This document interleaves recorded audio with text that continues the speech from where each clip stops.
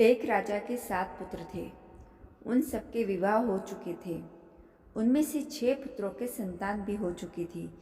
सबसे छोटे पुत्र के अब तक कोई संतान नहीं हुई। जेठानियाँ बाँझ कहकर बहुत ताने देती थी। एक तो संतान न होने का दुख और उस पर सास नंद जेठानी आदि के ताने उसको और भी दुखी करने लगे। इससे व्याकुल होकर वह बेचारी रोने लगती। उसका पति समझाता कि संतान होना या ना होना तो भाग्य के अधीन है, फिर तो क्यों दुखी होती है। वह कहती है, सुनते हो, सब लोग बाँझ बाँझ कहकर मेरी नाक में दम किए हैं।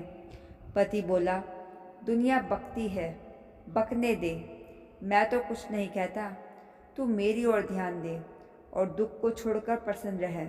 पति की बात सुनकर उसे कुछ संतावना मिलती, परंतु फिर जब कोई ताने देता तो फिर से रोने लगती। इस प्रकार एक दिन नाग पंचमी आ गई। चौथ की रात को उसे स्वप्न में 5 नाग दिखाई दिए। उनमें से एक ने कहा, अरे पुत्री, कल नाग पंचमी है, तू अगर हमारा पूजन करे तो तुझे पुत्र रत्न की प्राप्ति हो सकती है। यह सुनकर वह उठ बैठी और पति को जगाकर स्वप्न का हाल सुनाया।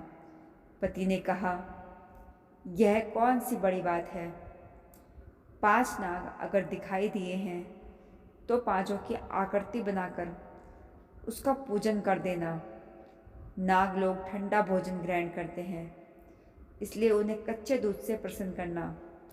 दूसरे दिन उसने बिल्कुल ठीक वैसे ही किया। नागों के पूजन से उसे 9 महीने के बाद सुंदर पुत्र की प्राप्ति होती है। तो दोस्तों, ये थी नाग पंचमी की कथा। आपको कैसी लगी ज़रूर बताइएगा और उसको ज़्यादा से ज़्यादा लोगों में शेयर कीजिएगा। राधे राधे।